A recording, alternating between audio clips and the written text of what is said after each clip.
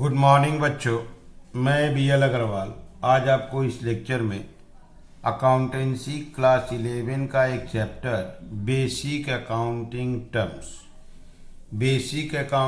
Terms का कुछ term discuss करके समझाने का कोशिश करूँगा। उम्मीद करता हूँ आपको ज़रूर से ज़रूर समझ में आएगा। ठीक है, ये एक टर्म रख दिया आपके सामने, एक्सपेंडिचर। यहाँ देखिए, any disbursement of cash, transfer of property और incurring a liability for the purpose of acquiring assets, goods, services is called expenditure. अगर हम लोग कोई एसेट्स एक्वायर करते हैं या कोई गुड्स परचेज करते हैं और सर्विस रिसीव करते हैं तो उसके बदले में डिसबर्समेंट ऑफ कैश, पैसा देना पड़ता है, या बोल सकते हो प्रॉपर्टी ट्रांसफ़र करते हैं, या अगर क्रेडिट में करते हैं तो एक लाइबिलिटी इनकर करते हैं। तो ऑल दीज आर एक्सपेंडिचर्स। तो ओवरऑल आप बोल सकते हो कि अगर कोई हम लोग एसेट्स या गुड्स परचेज करते हैं या किसी से कोई सर्विस काम करवा लेते हैं तो उसके बदले में हम लोग को पैसा देना पड़ता है, या तो पैसा दे दिया जाए या बाद में देना पड़े तो पैसा दे दिया जाए तो डिसबर्समेंट ऑफ कैश हो गया, अब बाद में देना हो जाए तो इनकरिंग ए लाइबिलिटी हो गया। तो दीज आर कॉल्ड एक्सपेंडिचर। इसी को एक्सपेंडिचर बोलते हैं। यहाँ देखिए, it means that any type of payment for receipts of benefit is termed as expenditure. हम लोग किसी से कोई प्रकार का बेनिफिट रिसीव किए हैं, उस बेनिफिट रिसीव के अगेंस्ट में सामने वाले को पैसा देते हैं तो उसको बोलते हैं एक्सपेंडिचर। एक्सपेंडिचर 3 टाइप्स का होता है। 1 number capital expenditure, clear, 2 number revenue expenditure और 3 नंबर है डेफर्ड रेवेन्यू एक्सपेंडिचर। तो expenditure are of 3 types. Number 1 capital, number 2 revenue and number 3 is deferred revenue expenditure. तो सबसे पहले आप कैपिटल एक्सपेंडिचर को जानो। Any expenditure which is incurred in acquiring और increasing the value of fixed asset is term as capital expenditure. Fixed asset purchase करने के लिए या एग्जिस्टिंग जो हमारे पास फिक्स्ड एसेट है उसका कैपेसिटी इंक्रीज करने के लिए जो कुछ भी एक्सपेंडिचर किया जाएगा, that expenditure will be capital expenditure. हम लोग अगर कोई लैंड परचेज करते हैं, प्लांट एंड मशीनरी या फर्नीचर परचेज करते हैं तो वो मेरा फिक्स्ड एसेट है, उसके ऊपर किया गया एक्सपेंडिचर कैपिटल एक्सपेंडिचर कहलाएगा। या अपने पास कोई मोटर व्हीकल है, उसका इफिशियंसी इंक्रीज करने के लिए हम लोग हेवी रिपेयर या मेंटेनेंस कराते हैं, that is increase in the value करते हैं, तो वो भी कैपिटल एक्सपेंडिचर कहलाएगा। As such the amount spent on purchase या इरेक्शन ऑफ बिल्डिंग, हम लोग बिल्डिंग खरीदे या बिल्डिंग कंस्ट्रक्शन कराए, प्लांट एंड मशीनरी, वो कैपिटल एक्सपेंडिचर होता है। और such expenditure yield benefits over a long period of time. ये जो कैपिटल एक्सपेंडिचर से का जो बेनिफिट होता है ये एक लॉन्ग पीरियड ऑफ टाइम के लिए होता है। जैसे से प्लांट एंड मशीनरी 10 साल तक यूज किया जाएगा, इसका मतलब उसका बेनिफिट 10 ईयर्स तक चलेगा और धीरे धीरे उसको रिटेन अप करेंगे। ठीक है, और इसी को हम लोग एसेट्स, फिक्स्ड एसेट्स बोलते हैं। तो कैपिटल एक्सपेंडिचर क्या हुआ, कोई भी फिक्स्ड एसेट्स अगर हम लोग परचेज करते हैं या उसका कैपेसिटी इंक्रीज कराने के लिए कोई एक्सपेंडिचर करते हैं तो उसको कैपिटल एक्सपेंडिचर बोलते हैं। वो हमारे लिए एसेट्स होता है और उसको धीरे धीरे लॉन्ग पीरियड तक उसका बेनिफिट रिसीव करते हैं और राइट ऑफ करते हैं। ठीक है, अब आ गया आपका revenue expenditure. Any expenditure the full benefit of which is received during one accounting period is termed as revenue expenditure. अगर हम लोग कोई एक्सपेंडिचर करते हैं और उसका बेनिफिट 1 ईयर के अंदर with in an accounting period अगर उसका बेनिफिट कंप्लीटली शेष हो जाए तो ऐसे एक्सपेंडिचर को रेवेन्यू एक्सपेंडिचर बोलते हैं। जैसा कि हम लोग गुड्स खरीदे हैं बेचने के लिए, सैलरी हुआ, रेंट हुआ, इलेक्ट्रिक चार्ज एक्सेट्रा। अगर हम लोग कोई प्रकार का एक्सपेंडिचर करते हैं और उसका बेनिफिट लेस देन और इक्वल टू 1 अकाउंटिंग पीरियड होता है तो ऐसे एक्सपेंडिचर को रेवेन्यू एक्सपेंडिचर बोलते हैं। इसका एग्जांपल है purchase, that is salary, rent, electric, transportation charge etcetera. As such all the revenue expenditure are debited to trading profit and loss account। Revenue expenditure 1 year के अंदर में उसका बेनिफिट शेष हो जाता है तो रेवेन्यू एक्सपेंडिचर को फाइनल अकाउंट चैप्टर में trading and profit and loss account में डेबिट करते हैं, जबकि capital expenditure assets balance sheet में जाता है। Such expenditure does not result increase in the earning capacity of the business but only helps in maintaining the existing earning capacity। Revenue expenditure करने से किसी भी एसेट्स का अर्निंग कैपेसिटी इंक्रीज नहीं करता है, लेकिन जो एग्जिस्टिंग कैपेसिटी है वो मेंटेन रहता है। एग्जांपल हुआ नॉर्मल रिपेयर एंड मेंटेनेंस। अगर हम लोग एसेट्स का नॉर्मल रिपेयर एंड मेंटेनेंस न कराए तो एसेट्स यूज करने में प्रॉब्लम आएगा, उसका कैपेसिटी फॉल कर जाएगा, वो अच्छे ढंग से यूज नहीं किया जा सकता, इसलिए उसको मेंटेन करने के लिए किया गया खर्च रेवेन्यू एक्सपेंडिचर है। यहां देखिए it also does not bring into existence and assets. जबकि रेवेन्यू एक्सपेंडिचर एक्सपेंस होता है तो रेवेन्यू एक्सपेंडिचर से कोई एसेट सामने नहीं आता है। एसेट्स को मेंटेन करने के लिए, बिजनेस को ऑपरेट और कंट्रोल मैनेज करने के लिए, दैट इज बिजनेस ऑपरेशन के लिए किया गया खर्च रेवेन्यू एक्सपेंडिचर कहलाता है। अब आते हैं डिस्टिंक्शन करा देते हैं कैपिटल एक्सपेंडिचर और रेवेन्यू एक्सपेंडिचर में। एक नंबर देखिए, कैपिटल एक्सपेंडिचर इनकर किया जाता है एक्वायरिंग और इरेक्शन ऑफ फिक्स्ड एसेट्स।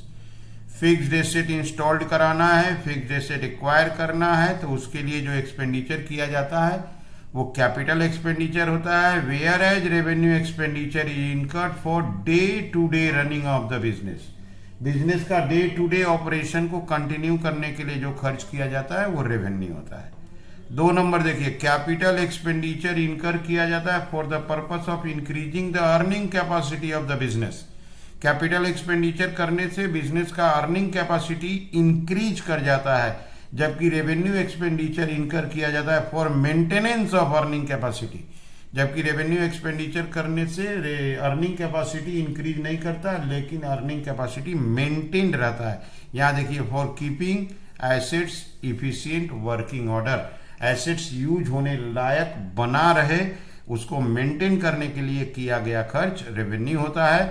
और जबकि कैपिटल एक्सपेंडिचर से कैपेसिटी बढ़ता है, अर्निंग बढ़ जाता है।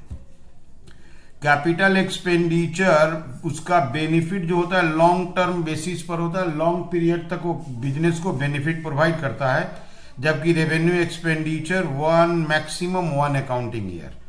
तो पीरियड के हिसाब से capital expenditure long term basis पर होता है मोर देन 1 अकाउंटिंग ईयर, और revenue expenditure within 1 accounting year. Capital expenditure written off होता है, बैलेंस शीट में राइट करते हैं। कैपिटल एक्सपेंडिचर एसेट्स होता है, इसको बैलेंस शीट में लिखते हैं, जबकि रेवेन्यू एक्सपेंडिचर एक्सपेंस होता है तो इसको trading and profit and loss account में लिखते हैं। तो ये हो गया आपको कैपिटल एक्सपेंडिचर, रेवेन्यू एक्सपेंडिचर और उसका डिस्टिंक्शन, ठीक है। और एक्सपेंडिचर होता है deferred revenue expenditure. Deferred revenue expenditure revenue expenditure ही है। देखिए, there are certain expenditure which are revenue in nature. पहला नंबर इसका नेचर रेवेन्यू होता है, but the benefit of which is likely to be derived over a number of years. First of all, deferred revenue expenditure by nature revenue expenditure ही होता है, लेकिन इसका जो बेनिफिट होता है वो मोर देन 1 अकाउंटिंग ईयर होता है। कैपिटल एक्सपेंडिचर की तरह थोड़ा सा लॉन्ग टर्म बेसिस के तरह होता है। Such expenditure are termed as deferred revenue expenditure. इसी एक्सपेंडिचर को डेफर्ड रेवेन्यू बोलते हैं, और इसका जो बेनिफिट होता है वो जनरली 3 to 7 ईयर्स होता है। तो जितना भी उसका एक्सपेंडिचर होगा पूरा पीएल अकाउंट में नहीं लिख पाएंगे, क्योंकि ये 1 अकाउंटिंग ईयर का होता है, जबकि ये 3 से 7 साल के लिए हुआ है। क्लियर? तो हम लोग इसको उसके लाइफ में स्प्रेड ओवर कर देंगे, उसका बंटवारा कर देंगे। अगर 3 साल का है तो 3 साल में बांट देंगे, धीरे धीरे 3 साल तक पीएल अकाउंट में ट्रांसफर करेंगे। 7 ईयर का है तो 7 ईयर तक उसका बेनिफिट लेंगे और पीएल अकाउंट में ट्रांसफर करेंगे। तो बोला गया only a part of such expenditure is taken to profit and loss account and balance जो अनरिटेन पोर्शन होगा उसको एसेट साइड में बैलेंस शीट में दे देंगे।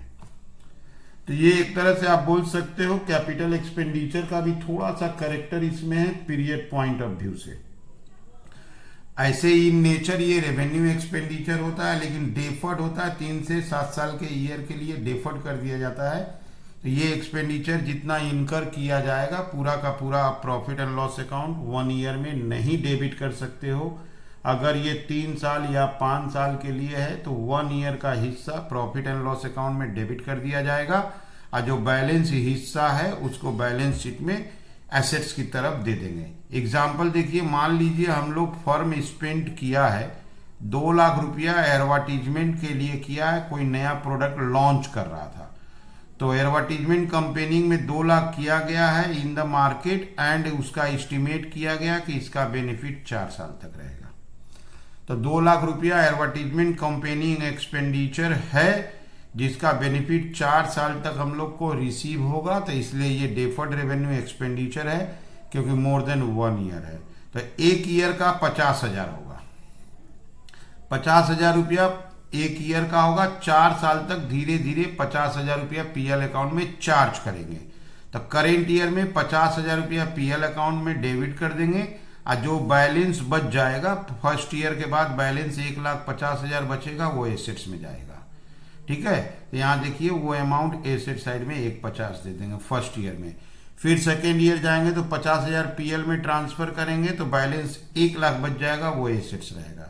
थर्ड ईयर जाएंगे तो फिर पीएल में 50,000 चार्ज करेंगे, बैलेंस 50,000 बच जाएगा, वो एसेट्स रहेगा। अब फोर्थ ईयर में 50,000 रुपया पीएल में ट्रांसफर कर देंगे तो वो 0 हो जाएगा। तो डेफर्ड रेवेन्यू एक्सपेंडिचर होता है लेकिन उसका बेनिफिट मोर देन 1 अकाउंटिंग ईयर तक रिसीव किया जाता है। तो 1 अकाउंटिंग ईयर का पैसा प्रॉफिट एंड लॉस में चार्ज कर देते हैं या बैलेंस रुपया एसेट्स की तरफ डाल देते हैं। ठीक है, तो ये हो गया आपका डेफर्ड रेवेन्यू एक्सपेंडिचर। ठीक है, अगला टॉपिक रख दिए capital receipts and revenue receipts. Receipts का मतलब होता है फर्म को, बिजनेस को पैसा रिसीव हुआ है। तो रिसीट्स 2 टाइप का हो सकता है, capital receipts and revenue receipts.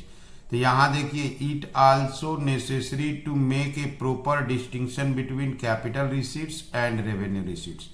Capital receipts और रेवेन्यू रिसीट्स में प्रॉपर डिस्टिंक्शन होना चाहिए रिकॉर्डिंग पर्पस के लिए। कारण है रेवेन्यू रिसीट्स हम लोग का इनकम होता है, क्रेडिट साइड ट्रेडिंग पीएल में ट्रांसफर करते हैं। जो रेवेन्यू रिसीट होता है डे टू डे ऑपरेशन के चलते बिजनेस में जो पैसा मिलता है that is our revenue receipts, income होता है, ट्रेडिंग पीएल में क्रेडिट करते हैं। जबकि जो कैपिटल रिसीट्स होता है, कैपिटल रिसीट ड्यू टू, कारण क्या होता है, वो बैलेंस शीट का आइटम है, या तो वो मेरे लायबिलिटी को बढ़ा देता है नहीं तो एसेट्स को कम कर देता है। अगर मेरे पास कोई फिक्स्ड एसेट है उसको बेच देते हैं, जो पैसा मिला कैपिटल रिसीट हुआ, एसेट डिक्रीज कर गया। प्रोपराइटर पैसा लाया या हम लोग लोन लिए तो ये कैपिटल रिसीट हो गया क्योंकि लायबिलिटी को इंक्रीज करेगा। तो यहाँ देखिए एग्जांपल में कैपिटल रिसीट्स में देखिए amount receipt from sale of fixed asset and investment. अगर हम लोग फिक्स्ड एसेट या इन्वेस्टमेंट बेच के पैसा रिसीव करते हैं तो वो कैपिटल रिसीट होता है, वो मेरे एसेट को रिड्यूस करता है। कैपिटल कंट्रीब्यूटेड बाय प्रोपराइटर या पार्टनर या money obtain from issue of shares debenture in case of company. जब भी हम लोग को प्रोपराइटर या पार्टनर या कंपनी के केस में शेयर इशू करते हैं तो बिजनेस में कैपिटल के नाम से, डिवेंचर दैट इज लोन के नाम से कंपनी को पैसा मिलता है, दिस इज कैपिटल रिसीट। ये लायबिलिटी को इंक्रीज करता है। उसी का एग्जांपल एक और है, amount received by way of loan. अगर हम लोग लोन लेते हैं बैंक या किसी भी पर्सन से तो हम लोग को पैसा मिलता है और लोन दैट इज लायबिलिटी बढ़ता है, ये हम लोग के लिए कैपिटल रिसीट है। तो ये जो कैपिटल रिसीट का 2 एग्जांपल था, लायबिलिटी बढ़ाता है और एसेट्स या बेच देते हैं तो एसेट्स डिक्रीज करता है। दोनों का दोनों कैपिटल रिसीट्स है। अब आते हैं रेवेन्यू रिसीट्स। तो हम लोग अगर सेल करते हैं तो ये ऑपरेशन ऑफ द बिजनेस है, एक्टिविटी ऑफ द फर्म है कि हम लोग को गुड्स बेचना है। गुड्स बेच के जो पैसा मिलेगा वो हम लोग का रेवेन्यू रिसीट्स इनकम होगा। कमीशन मिला, फी मिला, सर्विस प्रोवाइड किए, उसके अगेंस्ट में अगर कमीशन मिलता है तो कमीशन रिसीव्ड हम लोग के लिए रेवेन्यू रिसीट्स है।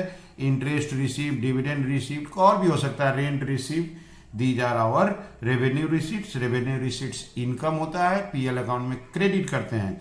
कैपिटल रिसीट्स हम लोग का बैलेंस शीट का आइटम है। अगर एसेट्स बेच के पैसा आया है तो एसेट को रिड्यूस करेंगे, अगर लायबिलिटी की तरफ से पैसा आया तो लायबिलिटी को इंक्रीज करेंगे। तो these are the capital receipts and revenue receipts. ठीक है, तो उम्मीद करते हैं आपको ये एक्सपेंडिचर और रिसीट्स, एक्सपेंडिचर में capital expenditure, revenue expenditure, deferred revenue expenditure, और रिसीट्स में capital receipts and revenue receipts जरूर से जरूर समझ में आया होगा। ठीक है, ओके, थैंक यू, बाय।